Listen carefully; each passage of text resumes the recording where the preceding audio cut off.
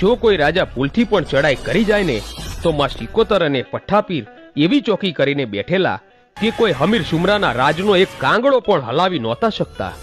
અને ગમે તેવો રાજા હારીને પાછો ફરતો.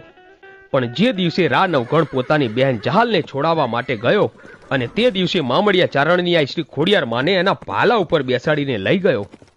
અને કહેવાય છે કે રાવ નવઘણ પોતાની ફોજ લઈને સિંધમાં જવા નીકળ્યો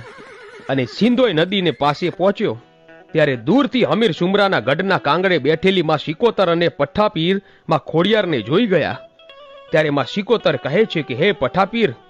અત્યાર સુધી જેટલા રાજા મહારાજાઓ સિંધમાં ચડાઈ કરીને આવ્યા